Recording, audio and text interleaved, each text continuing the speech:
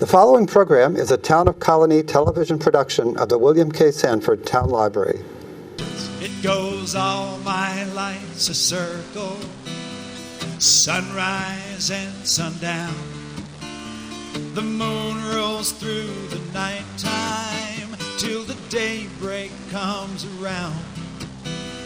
And all my life's a circle, but I can't tell you why.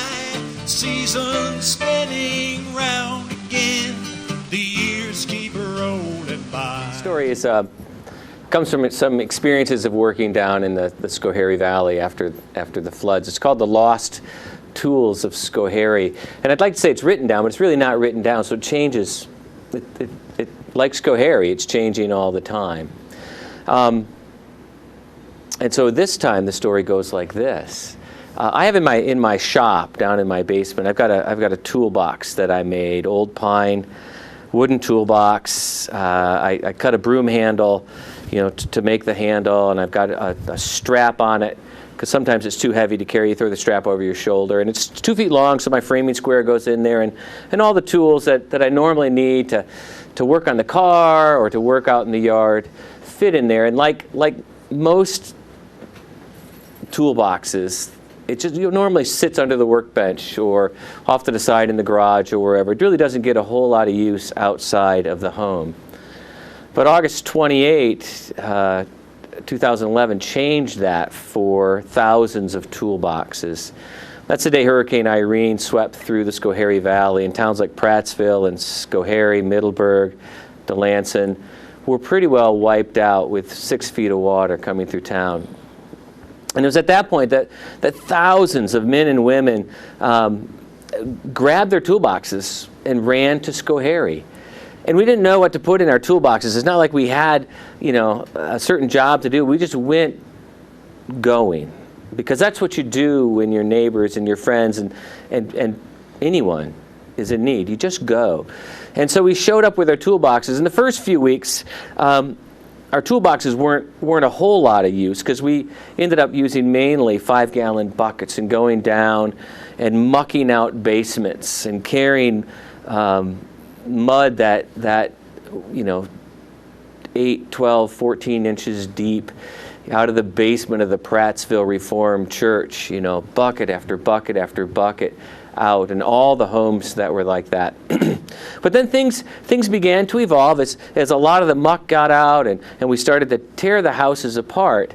Our toolboxes began to get a little more use, and then I noticed something unusual happening to my tools. I noticed that they started disappearing. The first tool that I noticed missing was a little nail punch, about this long. I carry it right in the front of my nail pouch. And I was working with my friend Bruce and some others at Moe's house. And Moe's house, like them all, had been underwater, and his back room had a little crawl space underneath it, and the floor had all been buckled. And so we were replacing the floor, but before we replaced the floor, we wanted to put insulation under it so that it would be warmer, so that it, in some ways it would be better than it was before. Now, when you work in a place like Schoharie, there's 2 ways to do work. You can do work really fast so you can get the job done so you can go on to the next thing. Or you can work like this is the home of royalty, and you take your time and you do the job right. Nobody works the first way. And so Bruce and I looked at how we're going to insulate that, and we figured out the best way to do that was to take up one of the floor joists and put one of us underneath the floor all day. There's about 1.5 feet, and to slide this solid insulation down, these 2.5 foot wide by 8 foot long sheets under there, and then you'd lie on your back and you'd nail it up like that. I won. I got the short straw. And so Bruce put me under the floor all day, and it's like it's like going down to the grave each time, and you're crawling under there and you're putting this insulation up, and you're swinging as best you can with your hammer. And I did notice I kept losing my hat. But I'd taken, it was around Veterans Day when we were working on this, so I tied a little poppy to the back of my hat. And that's how I kept finding my hat. I still have it. Still have it. And so, and some other people showed up too. High school kids showed up, and they were eager to work. They didn't do anything. But they were happy to be there and happy to be part of it, and it was great to have them. Anyway, so crawling up and down all day, and we finally got the floor sealed up, and it was insulated well, and Mo was just so excited about it being done that way.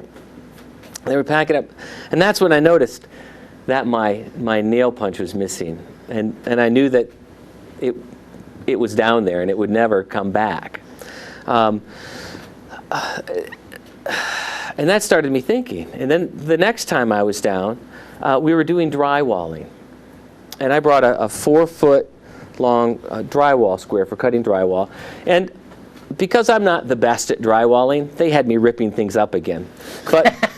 But we find out what our real gifts are when we're at places like Schoharie. So my other two friends who were with me at that point, Neil, and whoever, he's a good friend. We were down there working, and they were working in the other room with my drywall square, and they were working, and I'm doing my thing, and suddenly I heard the words that I really never thought I would hear on a job site. And I hear my one friend say, "Hey, Neil, do you have any lipstick?" And Neil goes, "It's cherry gloss. Is that okay?"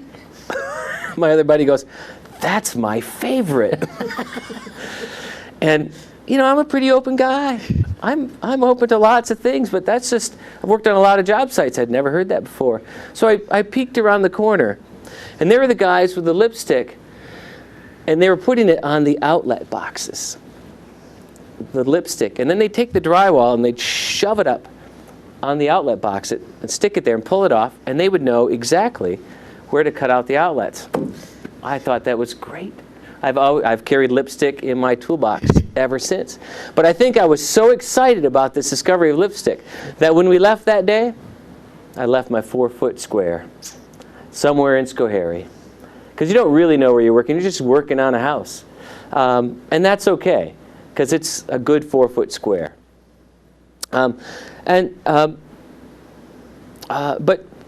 But working there, I also noticed you don't just lose tools, you actually gain some tools. I found a hammer in my toolbox once, randomly. No idea how it got there, but I came home with an extra hammer. And one day, I was working, and this is where we're out of the mucking stage on this one house, and I'm with another pastor, and we're down, and we're hanging drywall, which is kind of fun to be doing some constructive work after all the destruction, after all the ripping out and tearing out of things. It's fun to start doing some real construction. So we're hanging drywall. And I'm in a house, and every house when you're working sort of gets a foreman. I don't know how it's done. I don't know if it's chosen or just sort of organically rises up out of the crew. And this guy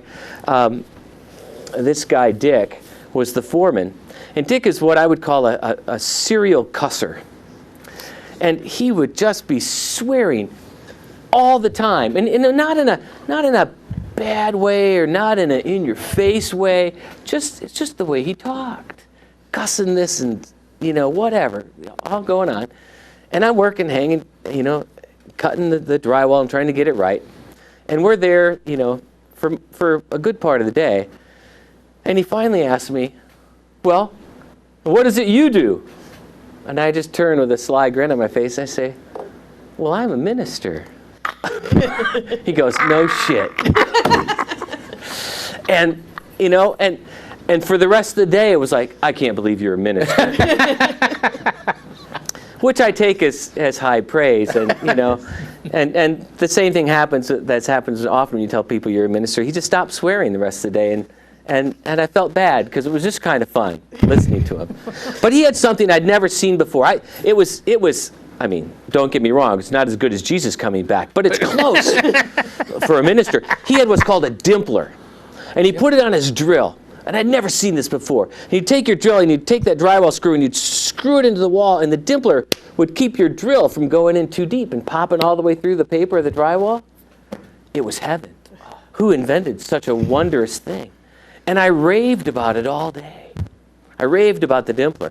And at the end of the day, Dick said to me as we were leaving, he says, "I still can't believe you're a minister." And he held out his hand to shake my hand, and I shook his hand, and in his hand was the Dimpler. Oh. And it's in my toolbox to this day. I still have Dick's Dimpler. And I still, am amazed by that wonderful, wonderful tool. And when you're working in Schoharie, these sorts of things happen. And in Schoharie, what happens along with that is at 12 noon, the Presbyterian church bell rings. And when the Presbyterian church bell rings, people stop what they're working on, hanging drywall, mucking out basements, putting down baseboard. And they leave their tools, and they all walk out into the streets, and they meander in toward the Reformed Church in downtown. It's like little streams coming together on a kinder day.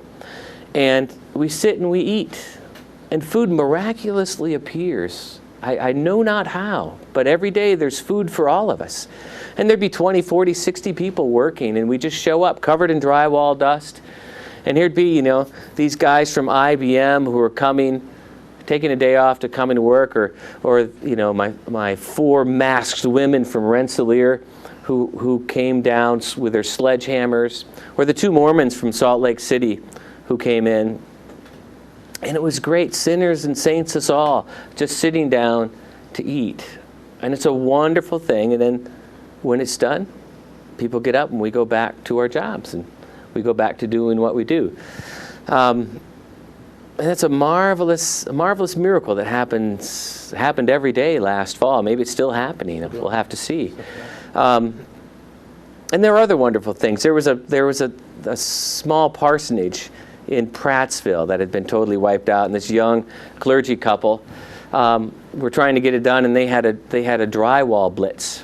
And there were 44 of us on a Saturday that came in and worked in this house, all with our toolboxes. We put them down, and when there's 44 of you, it's like ants on an anthill working around hanging drywall, and you all sort of take your space and you're going.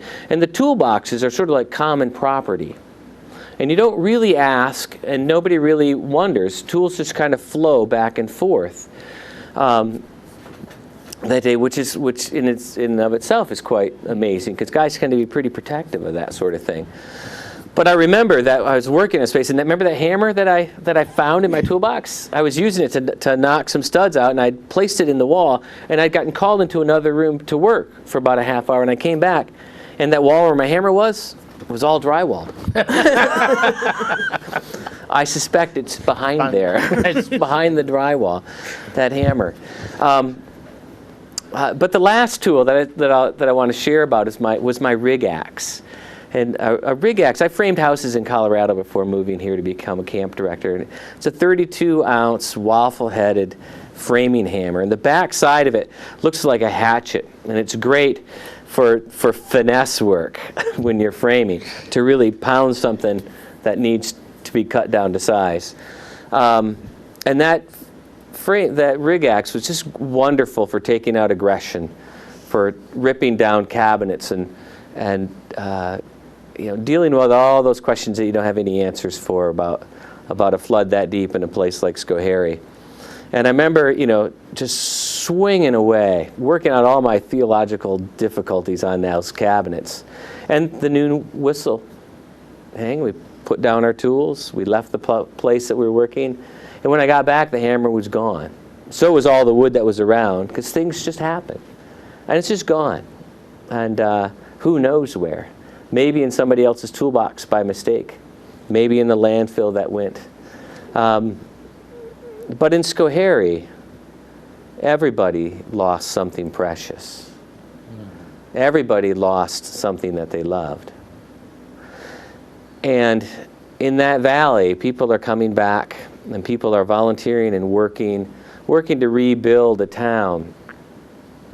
And something new has happened there, and that's a delightful thing. But I worry about Schoharie and Prattsville and Middleburg and Delanson. I worry that the day will come when the Presbyterian church bell rings and only Presbyterians show up. I worry about the day when we sit down to eat together and we make up reasons again about why we don't like these other people. But when that day happens, our tools will remind us. Our tools will whisper up from beneath the floors, or from out of the walls, or from our toolboxes. And our tools will remind us about what's really important and about what really has happened in Schoharie. The lost tools of Schoharie. Okay, well, the story I'm going to tell is called The Selfish King. And it starts like this. Once, a giant castle towered above all the trees that surrounded it. Its shiny walls glimmered in the sunlight. The selfish king who inhabited the castle stood by a window, motionless, staring out into the deep green forest. He possessed all the wealth and power any ruler could ever hope for. But the one thing that he coveted the most, he could not get his greedy hands on. That one thing was the most beautiful bird that the world had ever known. This bird was a dove. It was the color of new fallen snow with delicate shades of moonlight. Its soft black eyes were like rare pearls found in the deepest ocean. The cry that emanated from its mouth was not mournful, but it was soothing and inspiring. It sang of hopes and possibilities. The people of the kingdom loved this bird who lived atop an olive tree in the middle of the forest. Oftentimes they would gather at the foot of the giant tree to listen to the beautiful songs. Parents would hold their children and they listened quietly, reverently. Old people would weep without knowing why. All they knew was that the sight and the sound of this unique creature made them glad they were alive. The king walked away from the window and he slammed his fist on a table and he vowed right then and there that he would own the one thing he did not possess. So then he called his top generals and he promised glory and fame to the one who could bring the bird to the castle. Now the generals looked at each other in disbelief because they knew how much the people loved this beautiful creature. But orders were orders and they had to be followed. So the generals sent out the armies with promises of promotions and medals, and the soldiers went out like a devastating wildfire, destroying everything in their paths. They did not stop until they came to the giant olive tree. Then, methodically, they began to chop it down. Little by little, the mighty tree began to lean and lean and lean until it came crashing down to the forest floor. All the nearby creatures had to flee for their lives. Then the soldiers searched the mangled branches until they came across the stunned dove. One of them picked it up. It gave no resistance. Its eyes were closed and its tiny heart beat weakly and sadly. That soldier ran back to the castle and he gave the king his trophy. Oh, the king was elated, and immediately he placed a gold star on the soldier's chest. He took the dove and he tossed it into a wrought iron cage, locked the cage door, and walked out of the room. Now, the next day, the king returned, and this time the dove was more alert.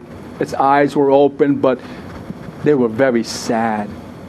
The king gave the dove some seeds, placed some water in the cage, and sat back in a fancy chair and demanded a song. None came. No matter how much that king screeched and bellowed and hollered, the dove made no sound. That selfish king stormed out of the room. The next day he returned.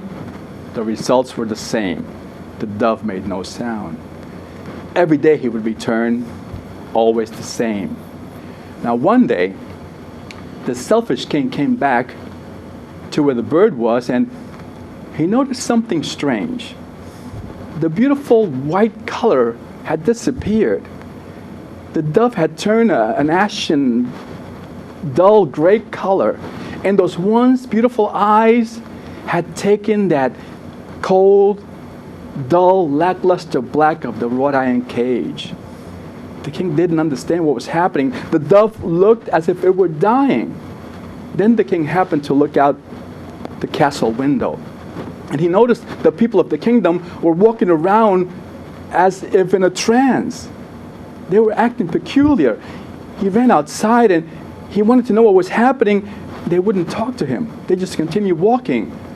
And he noticed that their faces had the same color as the dove, a dull, grayish color. Their eyes were the color of the wrought iron cage. What was happening? He didn't understand. And he noticed a child, perhaps a beggar, leaning against a storefront, and he ran to him. And he demanded, the child tell him what was happening. The child looked up with that colorless face, those eyes that resembled the wrought iron cage, and the child spoke weakly and said, please, let it go. Release it so we may all live. And then the king looked at the store window, and to his horror, he saw that he was just like everybody else. The color had left his face, and his eyes were that cold, dull black of the wrought iron cage. The king ran back to the palace. He went to the room where the cage was, and he opened the cage, and the dove stood there like a statue. But then it began to move slowly. It left the cage, and it lifted its wings as if to fly, but it fell weakly to the floor. The king picked it up gently, and he placed the dove on the sill of an open window. And as soon as the streaks of sunlight hit that bird, its color came back. It was revived. Those eyes began to sparkle and dance in the sunlight. And the dove looked back at the king, whose face was now streaked with tears. And he lifted his wings and took off. And with that, he let out the most beautiful song that king had ever heard. And he disappeared into a patchwork of clouds.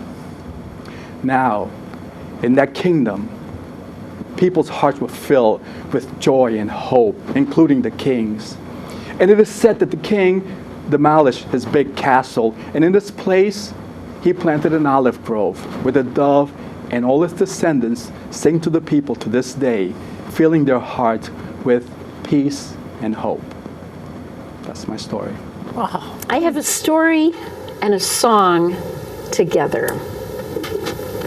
And I picked this because it really connects to this importance of understanding our history and the importance of looking in the face of oppression for different kinds of cultures or sexism or racism, all different kinds of things.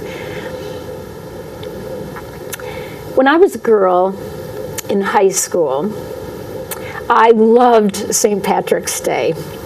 My whole family was Irish Catholic, both sides, and we had a big singing family, so we knew our Irish eyes are smiling, and Harrigan, divil a man can say a word agin me. We had so much fun around being Irish, and especially on St. Patrick's Day. Now, I will say that my adult relatives did not talk about Ireland. It was really, we are American Irish and we're thriving and we're happy. And of course, when you're focused on being thriving and happy, you know there's some little shadow underneath that.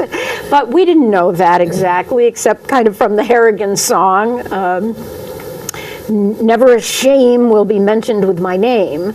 But, you know, everybody's worried about shame and all that. We just didn't have the story of Ireland. It was all about smiles and happiness, and it was fine. It was just the way we got inducted. But I did learn one little thing that I just thought was kind of fun and funny, you know how kids are, that, oh, it's bad luck to wear orange on St. Patrick's Day.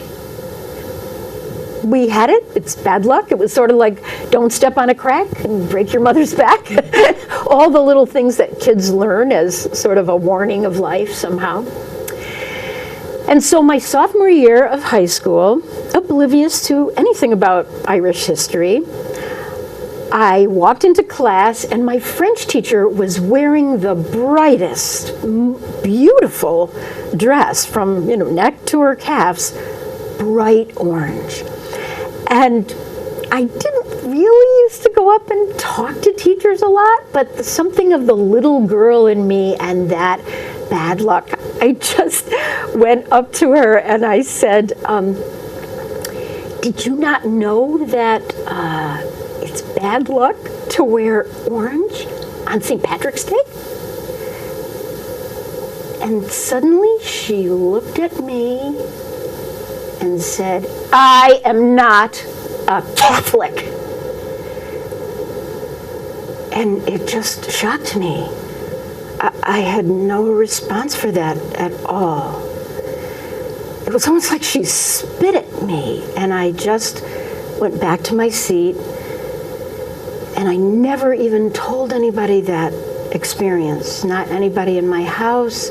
I just didn't know what it meant, but it did bring back the memory that when I was about 10 and President Kennedy was running for president, who became President Kennedy, Jack Kennedy, a lot of bad talk had happened about Catholics, like, oh, the Pope will run the show in America if you let a Catholic be there.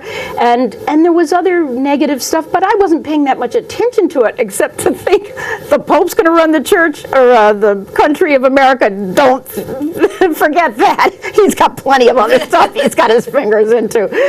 And it just seemed like a funny thing to me. But we just vaguely had this anti-Catholic sentiment.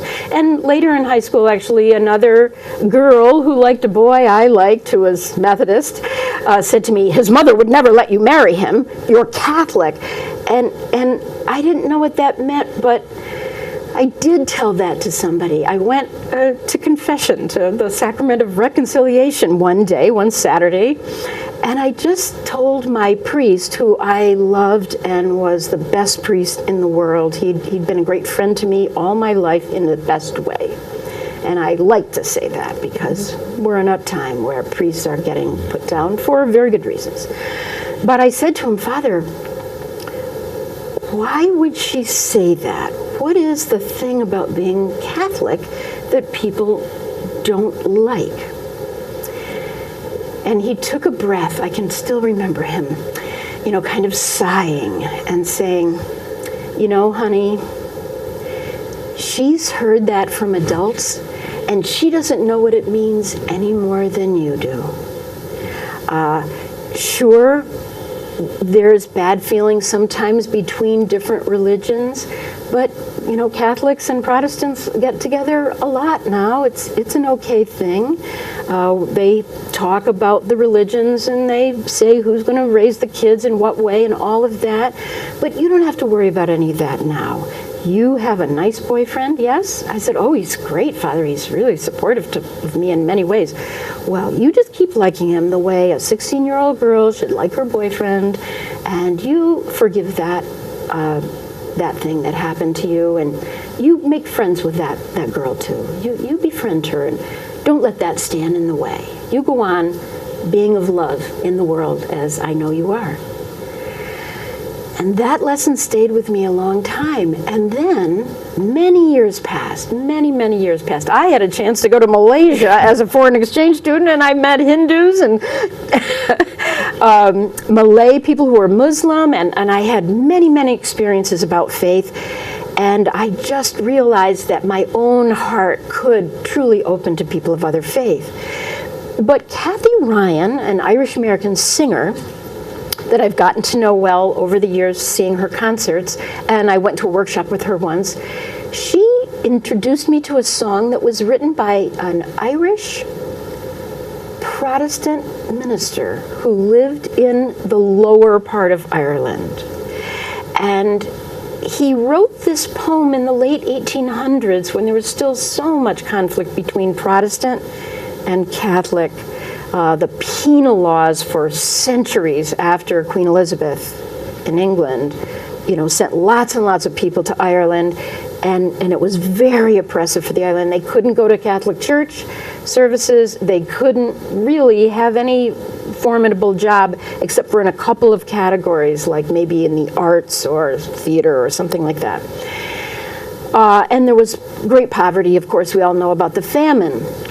So when I heard that a Protestant minister actually wrote this song, it's called the 12th of July, which is the date that still in Northern Ireland there are parades and a lot of anti-Catholic talk because it keeps alive a 300-year-old win, William of Orange coming to Ireland and defeating the king James, I think, who was trying to get back in the throne. But he took on the Irish people to help him, and they were ragamuffins, and it was a little like the beginning of the American Revolution. It was pretty messy.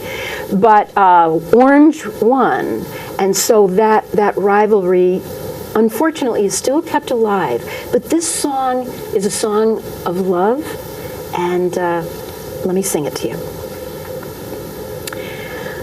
Come pledge again your heart and your hand, one grasp that never will sever.